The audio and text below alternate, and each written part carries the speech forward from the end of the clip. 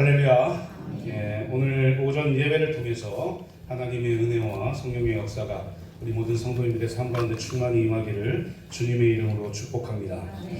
오늘은 주 안에서 그리하면이라는 제목으로 말씀을 나누도록 하겠습니다. 우리가 사는 이 현실은 상당히 힘든 삶일 거예요. 우리가 사회적인 문제를 봐도 청년들이 취업하기 힘든 그런 때인 것 같고, 뭘 해도 잘 안 되는 그런 때인 것 같습니다. 그러니까 이런 현실을 딱 맞닥뜨린 청년들이나 또 우리 기성세대들 빨리 퇴직을 해야 되고, 퇴직 후에 퇴직금으로 뭔가를 해보려고 해도 되지 않고, 이런 걱정들이 상당히 많죠. 그래서 이거 어떻게 살아야 될까 고민하는 사람들도 제 주변에도 상당히 많은 것 같습니다. 이만큼 세상 사람들이 이 땅에서 산다는 것은 쉽지만은 않은 것 같아요. 그런데 오늘 본문 말씀을 보면 사도 바울은 상식적으로 이해하지 못할 말들을 합니다. 우리가 세상 살면서 우리도 만약에 예수 그리스도를 믿지 않고 그리스도인이 아니었다면 지금 제가 말씀드린 그대로 아마 했을 거예요. 문제가 생기면 뭔가 사람에게 그 문제의 해답을 찾으려고 다녔을 겁니다. 뭔가 문제가 맞닥뜨리면 염려하고 괴로워하고 슬퍼하고 내가 지금 왜 이 지경까지 왔나? 그래서 목숨을 끊는 일까지 발생하는 그런 현실이 지금 우리가 사는 시대가 아닌가 싶어요. 그러나 그리스도인들은 달라야 됩니다.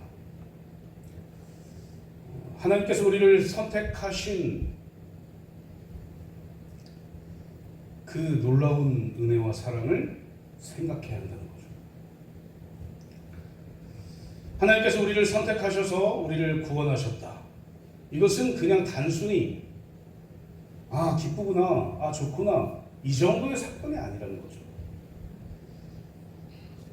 하나님이 늘 우리와 함께 계시다.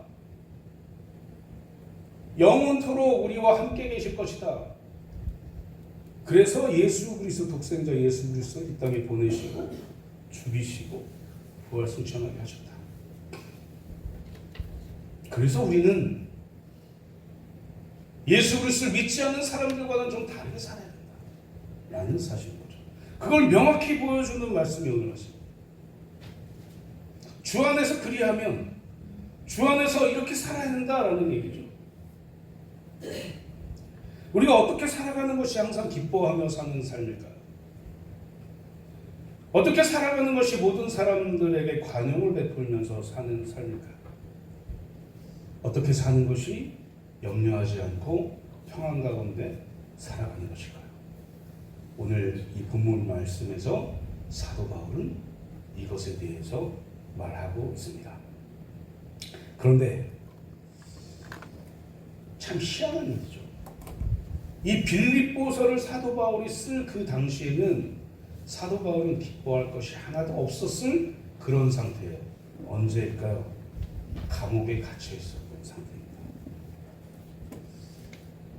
우리가 만약에 감옥에 갇혀 있었다. 기쁜 마음이 들까요? 이렇게 편지하고 싶을까요? 사도 바울은 무언가가 있었기 때문에 기뻐하면서 편지를 쓸 수 있었던 것이죠. 그것이 무엇이냐? 주 안에서라는 것. 내가 주 안에 있기 때문에 내가 지금 상황이 이렇더라도 나는 빌립보 교회에 편지를 쓸 것이다. 오늘 우리가 이 읽은 4절부터 7절 말씀은 주 안에 있는 사람들은 이렇게 살아야 된다라고 사도 바울이 이야기하고 있는 것입니다. 기쁨과 관용과 기도에 대해서 사도 바울이 어떻게 말하고 있는지 한번 살펴보면서 은혜의 시간 갖도록 하겠습니다. 그렇다면 도대체 이 그리스도인들은 주 안에서 살아간다고 말하는 이 그리스도인들, 우리가 다 그렇게 얘기하지 않습니까? 예수 그리스도를 믿고 나서 나는 주 안에서 삽니다. 하나님 안에서 삽니다. 하나님이 말씀하시는 것 안에서 삽니다. 라고 고백하잖아요. 그런데 그런 그리스도인들이 과연 어떻게 살아야 될 것인가? 이것이 우리의 삶이 될 줄 믿습니다. 그리고 그렇게 살아야 우리는 염려하지 않고 하나님이 주시는 평안 가운데 살아갈 수 있다라는 사실을 기억하면서 어떻게 살 것인가 한번 고민하고 생각해 보는 시간 갖도록 하겠습니다. 첫 번째로 사도 바울은 기뻐하는 삶을 살아야 된다라고 얘기해요. 기뻐하는 삶. 잠언 17장 22절 말씀 보면 마음의 즐거움은 양약이라도 심령의 근심은 뼈를 마르게 하느니라 이렇게 말하고 있습니다. 마음의 즐거움, 마음의 그 기쁨은 양약이래요. 모든 것을 낫게 해준대요. 우리 성도님들은 기뻐서 기뻐합니까? 아니면 기뻐하니까 기뻐지게 됩니까? 어려운 거죠. 닭이 먼저냐 알이 먼저냐 이런 겁니까? 기뻐하십시오. 기뻐해야 오늘 이 잠언 말씀에 나오잖아요. 마음의 즐거움은 양약이래요. 마음이 즐거우면 괴로운 상황이 닥쳐도 즐거울 수밖에 없는 거예요. 그런데 심령의 근심은 뼈를 마르게 한대요. 뼈가 마르면 어떻게 됩니까? 뼈가 안 말라봐서 모릅니까?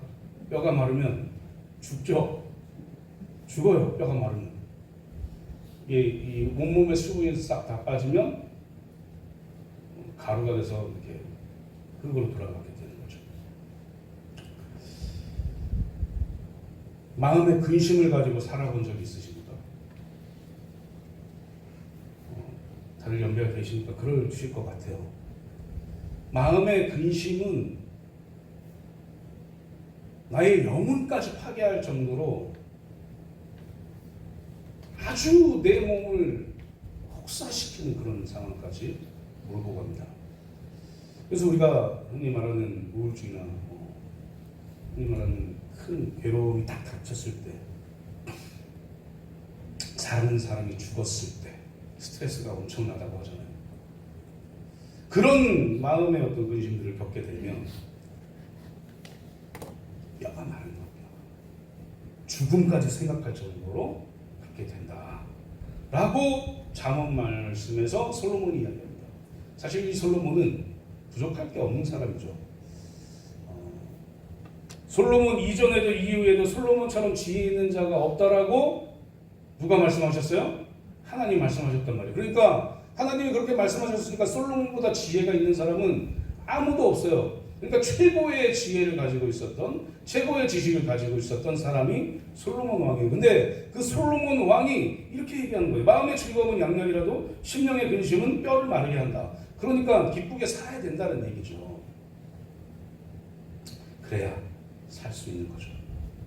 그런데 어떻게 사람이 항상 기쁘게 살 수 있을까요? 이 기쁨에 대해서 예수 그리스도께서 탄생하셨을 때, 그리고 예수 그리스도께서 승천하셨을 때 이 기쁨에 대해서 말해주고 있습니다. 누가복음 2장 10절 말씀에서 천사 가브리엘이 예수님을 잉태 되고 탄생할 때 뭐라고 얘기하냐면 베들레헴 목자들에게 나타나서 얘기한 건데, 보라 내가 온 백성에게 미칠 큰 기쁨의 좋은 소식을 너희에게 전한대요. 그러니까 이 큰 기쁨의 좋은 소식, 이게 뭡니까? 복음. 이 복음은 뭐예요? 우리가 구원받을 거야. 언제? 하나님이 보내신 이 독생자 예수 그리스도의 십자가와 부활과 승천과 모든 것을 믿을 때 구원받는다. 그런데 우리는 한 단계 더 나아가야 됩니다. 이 믿게 되는 것도 내 의지가 아니라 성령의 역사다라는 것까지 우리가 믿어야 되는 것이죠. 그렇게 되는 것이 복음, 기쁜 소식이라고 이야기를 해요. 그런 면에서 봤을 때 우리는 기뻐해야 될 사람들이고. 왜 그렇습니까? 제가 질문 하나 드릴게요. 예수 그리스도 믿으십니까? 예수 그리스도 왜 믿으십니까? 예수 그리스도를 믿어서 뭘 하시려고 믿으십니까? 예수 그리스도를 믿게 되면 우리에게 하나님이 주시는 선물이 무엇입니까?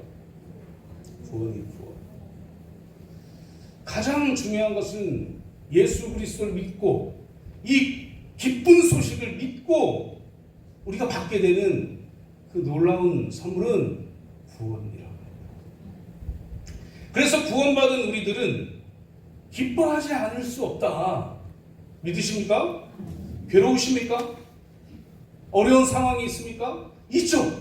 당연히 있죠. 제가 없다고 얘기하지 않아요. 있어요.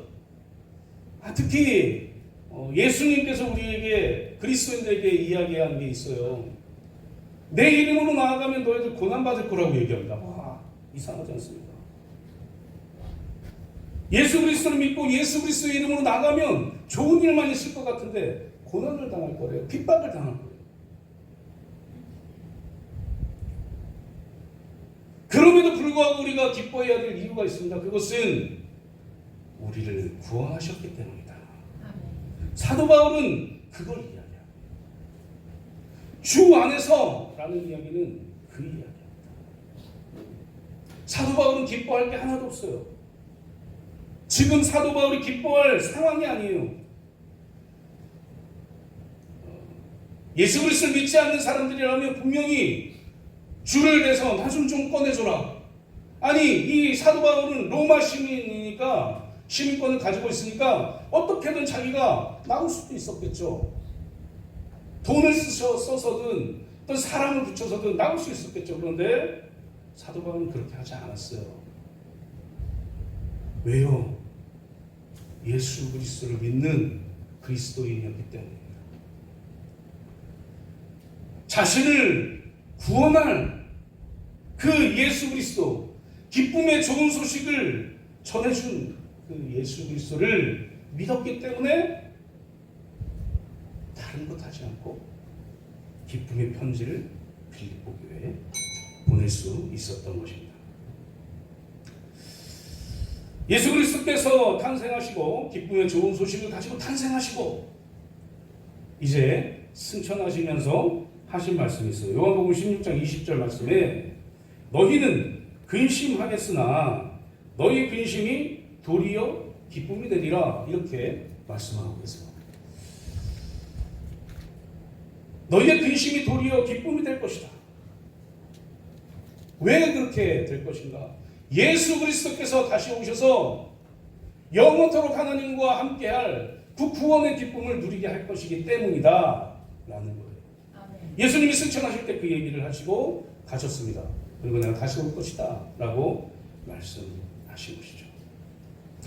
이 사도 바울은 지금 감옥에 갇혀 있는데 이 사도 바울이 어떤 믿음으로, 어떤 인생관으로, 어떤 삶의 태도로 가진 사람이었으면 항상 기뻐해야 된다고 권면할 거예요. 4절 말씀에 주 안에서 항상 기뻐하라. 내가 다시 말하노니 기뻐하라. 이렇게 얘기하고 있거든요.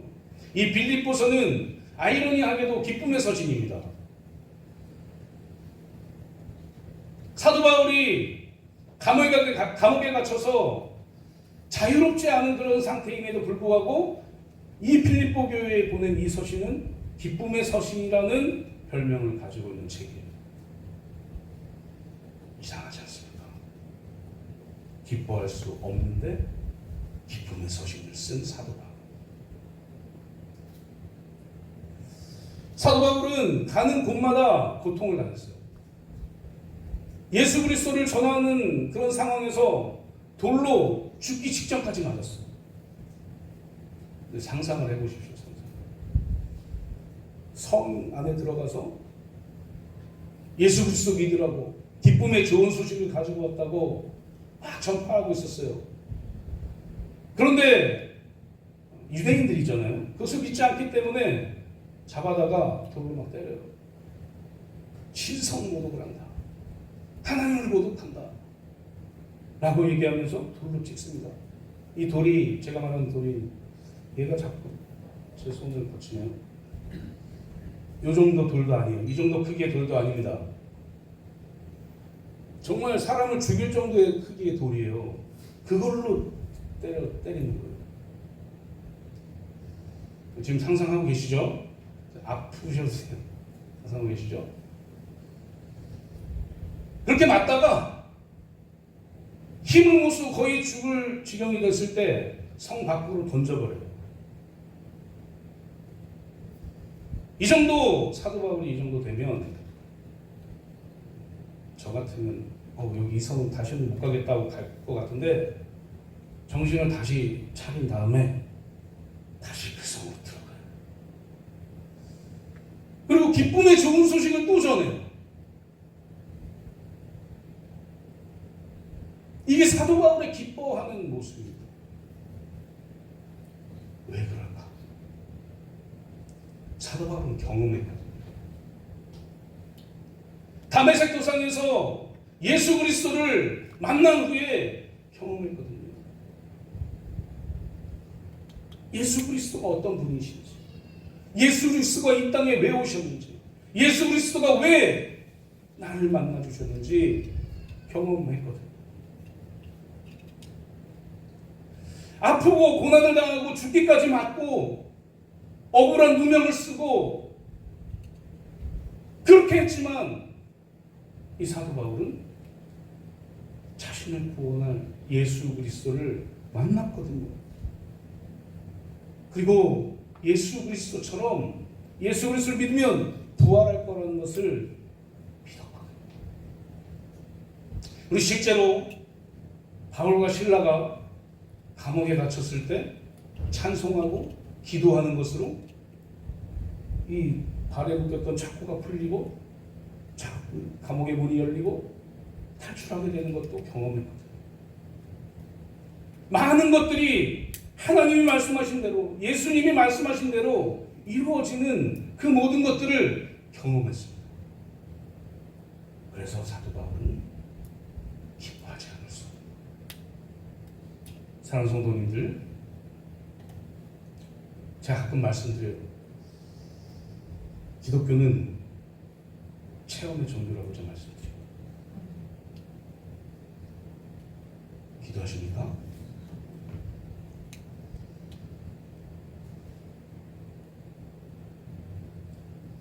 예수 그리스도를 믿으십니까? 내가 그래서 주 안에서 살아가십니까? 그렇다면 기뻐하십시오. 아멘. 혹시 사도 바울처럼 죽을 때까지 맞아본 분 계십니까? 혹시 지금 내가 감옥에 갇혀 있습니까? 동네 감옥에 갇혀 있습니다. 이런 거 말고요. 실제로 억울하게 나의 삶이 억울하게 힘든 그런 경험들을 하신 적이 있으십니까? 그럴지라도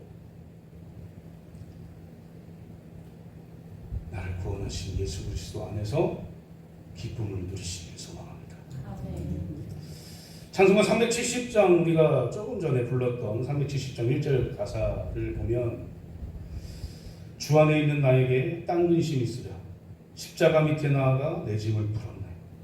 그 두려움이 변하여 내 기도 되었고 전날의 한숨 변하여 내 노래 되었네. 이렇게 가사에 적고 있어요. 이 작사가의 신앙의 고백이겠죠. 우리는 이 찬송을 부를 수 있습니다. 그냥 부를 수 있죠. 우리 좀 전에 불렀잖아요. 그런데 진짜로 이 찬양의 가사처럼 사는 안의 문제가 우리 그리스도인의 문제라는 거죠. 사랑하는 성도님들, 근심이 있을 때 주 안으로 들어오십시오. 아멘. 걱정이 있을 때 십자가 밑으로 들어오세요. 아멘. 기도하십시오. 그러면 우리를 선택하셔서 기쁨을 주신 그 하나님께서 우리의 삶에 놀라운 기쁨을 매일매일 부어주실 거예요. 그것을 사도 바울은 지금 알고 있는 거죠. 그래서 이 고백들을 하게 되는 것입니다. 사도 바울은 자신이 받은 이 기쁨의 좋은 소식을 자신만 가지고 있지 않았어요. 사도 바울은 어떻게든 어떤 상황에서든 이 복음의 기쁜 소식을 전하려 했어요. 자신이 맞아도 기쁘고, 자신이 성 밖으로 던져져도 기쁘고, 자신이 감옥에 갇혀도 기쁘고, 기뻐하지 못할 상황이 와도 기뻐했어요.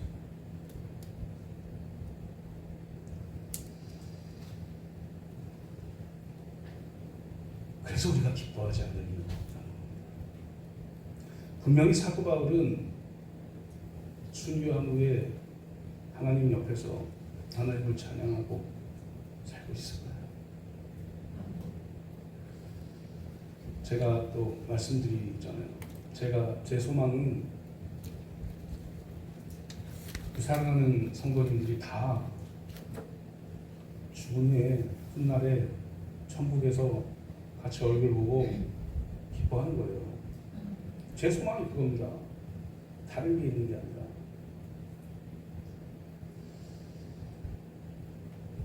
기뻐할 상황이 왔을 때만 기뻐할 수 있는 사람은 그냥 세상 사람들도 다 하는 기쁨의 일이에요. 그러나 그리스도인들은 한 차원 더 뛰어넘어야 됩니다. 그래서 그리스도인입니다. 그래서 대단한 사람들인 거죠. 성도님들은 스스로를 대단하다고 생각해 본 적이 있으십니까? 야, 내가 이 정도의 사람이라고 생각해 본 적이 있으십니까? 그렇게 생각하십시오. 왜요? 우리는 기뻐하지 못할 상황에서도 기뻐해야 될 사람들이기 때문에 그렇습니다. 사랑하는 성도님들, 지금 고난이 닥쳐와도, 지금 내가 기뻐하지 못할지라도, 그런 상황이 아닐지라도 기뻐하십시오. 그러면 하나님이 더 기쁘게 만들어 주실 거예요. 누구처럼요? 사도 바울처럼요.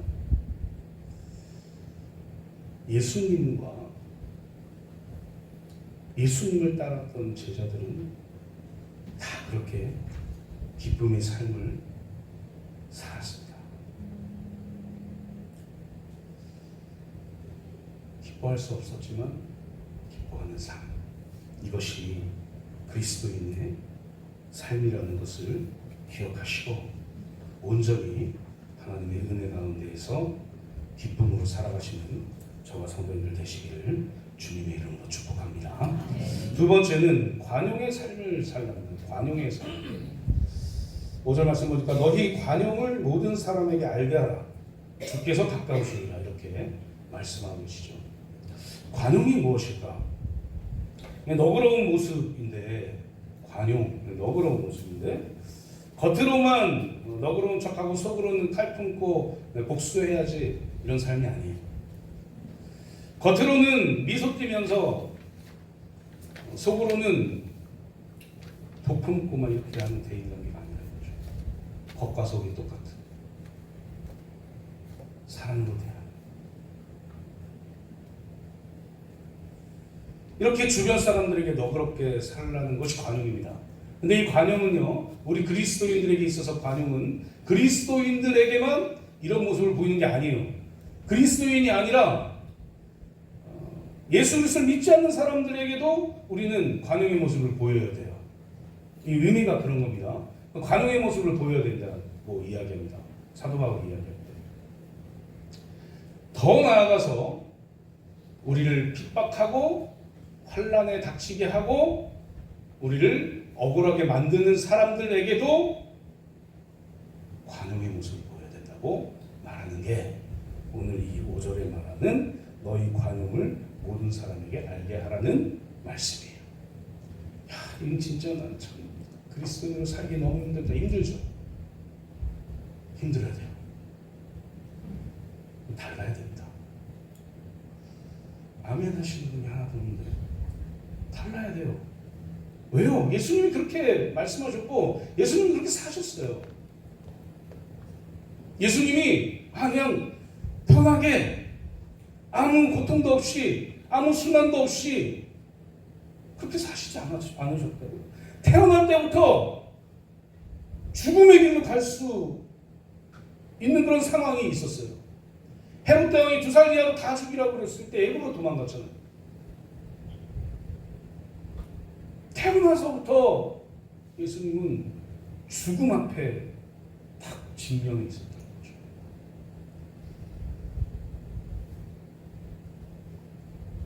공생애를 시작하시면서 얼마나 많은 사람들이, 얼마나 많은 유대인들이 예수 그리스도를 죽이려고 힘을 썼습니까? 억울한 분명을 씌우면서까지 죽이려 했어요, 예수님을. 그러나 예수님은 그들에게 복수하지 않았어요.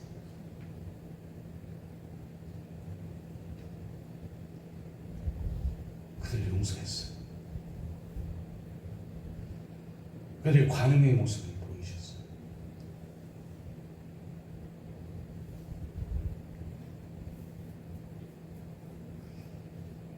여기서 사도 바울이 말하는 관용은 박해 앞에서 온유를 잃지 않는 것, 자신에게 손해를 끼치는 자들에게 대해서 넉넉히 용서하는 것.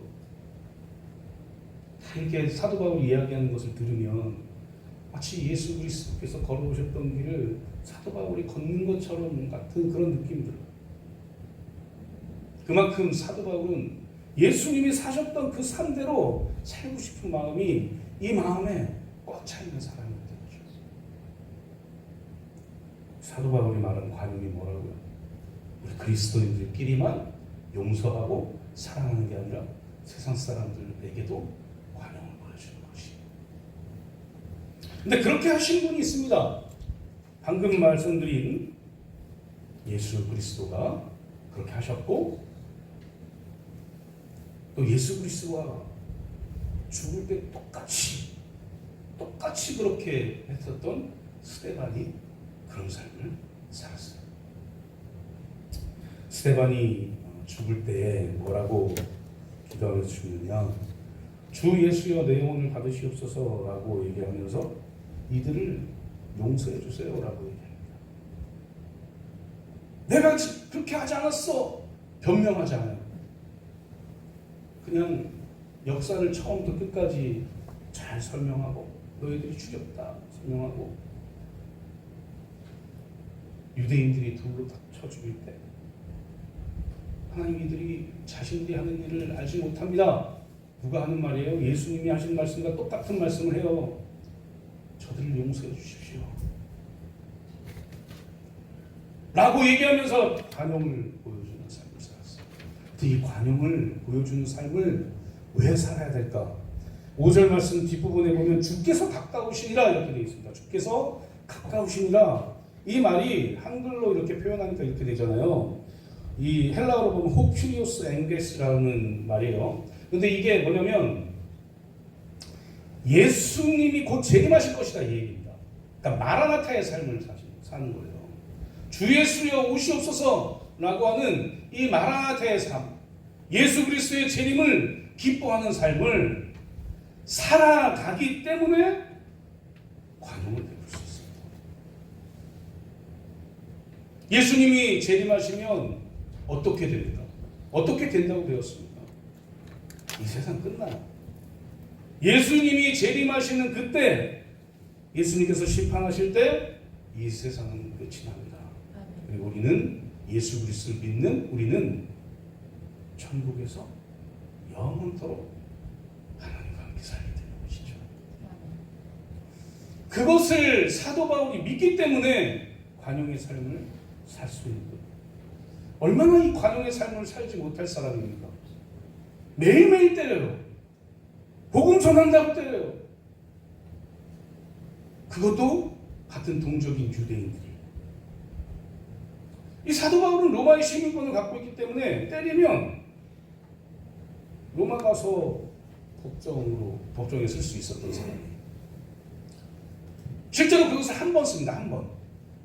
로마의 시민권을 한 번 발동시켜요. 이게 언제냐? 땅끝까지 복음을 전하기 위해서 스페인으로 가기 위해서 한 번, 내가 여기서 예루살렘에서 재판 안 받고 나 로마 갈 거다 라고 한 번 사용해요. 로마의 시민권. 그것도 예수 그리스도께서 주신 사명을 감당하기 위해서 사용한 거예요. 주께서 가까우시기 때문에, 주께서 재림하실 것이기 때문에, 그것을 믿기 때문에 사도 바울은 관용의 삶을 살 수 있었던 겁니다. 사랑하는 성도님들, 관용의 삶을 사시기 바랍니다. 예수 그리스도를 믿는다는 것, 이게 결코 가벼운 게 아니에요. 무겁게 마음을 먹고 살아야 돼요. 예수 그리스도를 믿기 때문에 우리의 삶이 변화가 되는 것들이 얼마나 많습니까? 그 변화를 시켜야 되는 게 맞는 것이고, 예수 그리스도를 믿는 사람들처럼 살아가는 게 맞는 것이죠. 그런 면에서 우리는 관용의 삶을 살아가야 돼요. 생각해보세요. 내가 예수 그리스도를 믿는다고, 나 양양중앙교회 다녀요. 나 양양중앙교회 다닙니다 하고, 그래서 내가 교회에서는 참 착실하고 잘하고 다른 사람들 이해 잘하고 해요. 저희 지금 얘기하고 있는 게 다른 우리 믿지 않는 사람하고 얘기하는 거예요, 제가 지금. 그런데 밖에만 나가면 나 양양중앙교회 다닙니다라고 얘기하면서 세상 사람들보다 더 용서하지 못해요. 세상 사람들보다 다른 사람을 더 이해하지 않아요.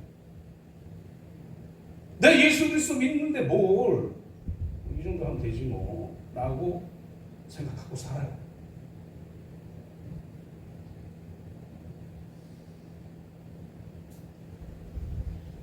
그런 삶을 살면 안 됩니다.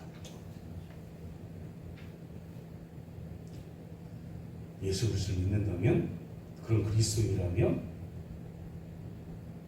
관용을 베푸세요. 용서하세요. 용서하지 못할 일도 용서하세요. 안 돼요? 기도하십시오. 되도록 노력하세요. 그게 그리스도인 아니겠습니까? 내 마음대로, 내 생각대로, 내 성격대로 사는 것, 그리스도인의 삶이 아니에요. 어떻게든 고쳐보기 위해 힘써야 됩니다. 어떻게든 내가 예수님처럼 살기 위해 노력해야 된다. 그러니 그런 관용의 삶을 살기 위해서 날마다 기도하면서 예수 그리스도 오실 그날을 기뻐하며 소망하며 온전히 이 땅에서 살아가시는 저 성도들 되시기를 주님의 이름으로 축복합니다.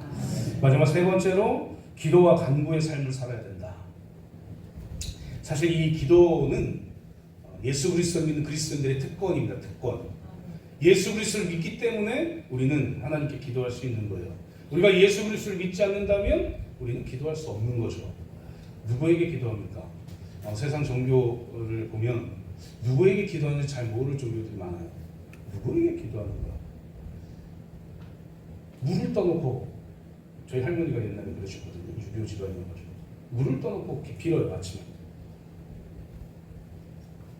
누구에게 비우는지 모르겠어요. 어떤 우상을 믿는 사람들은 그러죠. 나무한테 빌어요. 나무한테 잘 되게 해달라고 빌어요.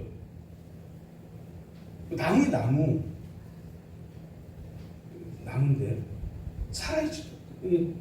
이 지하 여장군 뭐 있습니까? 있지 않습니까? 그 장승 2개 있지 않습니까? 마을마다 수호신으로 삼고 살잖아요. 그것들한테 빌어요. 그 더 심한 거죠. 죽었어요. 이미 죽었어요. 죽은 걸로 사람 생각으로 만들었어요. 그것한테 빌어요. 빌 대상도 아니잖아요. 그런데 내가 내 의지대로 나 하나님 믿고 구원받을 겁니다. 예수님 믿고 구원받을 겁니다. 나 예수님 믿어요. 의지로만 이렇게 해서 우리가 예수 그리스도 믿는 거 아니거든요. 내 의지가 아니라 하나님의 선택과 하나님의 사랑으로 우리 예수 그리스도 믿었어요. 성령 하나님을 통해서 믿게 된 거죠. 그런데 하나 더 중요한 것은 뭐냐면, 우리에게 문제가 있을 때, 우리에게 고난이 있을 때, 우리에게 괴로움이 있을 때 하나님께 기도할 수 있는 특권을 주셨다고요. 놀라운 일입니다. 이것은 살아계신 하나님, 이 세상을 창조하신 하나님, 지금도 우리에게 우리와 함께 있어서 우리의 삶을 주관하시는 하나님, 역사하시는 하나님, 그 하나님께 기도할 수 있는 특권을 우리에게 주셨다는 거예요. 이게 그리스도를 믿는 그리스도인들이 가지고 있는 가장 큰 선물인 거죠. 그래서 우리가 고난과 역경이 있을 때 하나님께 나아가 간구해야 돼요. 그런데 중요한 게 있습니다. 6절 말씀 보니까 아무것도 염려하지 말고 이렇게 있어요. 아무것도 염려하지 말고. 염려가 되는 일들이 많죠. 어떻게 살아야 되지? 어떻게 내 자식들을 교육시켜야 되지? 내 자식들에게 어떤 좋은 것을 줘야 되지? 지금 내가 어떻게 살아야 되지? 이 사업 어떻게 해야 잘 되지? 이렇게 잘 안 되는데 염려가 되네 라고 생각할 수 있죠. 하나님이 다 아십니다. 그 중요한 것은 그거 염려하지 말고 나한테 나와 라고 하나님 말씀하고 계세요. 사도 바울이 자기가 당한 모든 일을 염려했다면 하나님께 기도하지 않았을 거예요. 자기의 모든 것들이 다 염려되고 이 염려가 너무 크다면 어떻게든 내가 세상의 그 방법으로 해결해야지 라고 생각했겠죠. 그런데 이 염려할 이 문제가 하나님보다 크지 않았기 때문에 사도 바울은 자신이 가지고 있는 특권을 하나님께 기도함으로 나아간 거예요. 제가 말씀드린 대로 바울과 이 실라가 감옥에 붙잡혔을 때 기도가 찬양했어요. 간수를 불러다가 내가 로마 시민권을 가지고 있고 내가 이런 사람이야 라고 얘기하는 게 아니라 기도하고 찬양하면서 기뻐했어요. 그랬더니 모든 문제가 해결됩니다.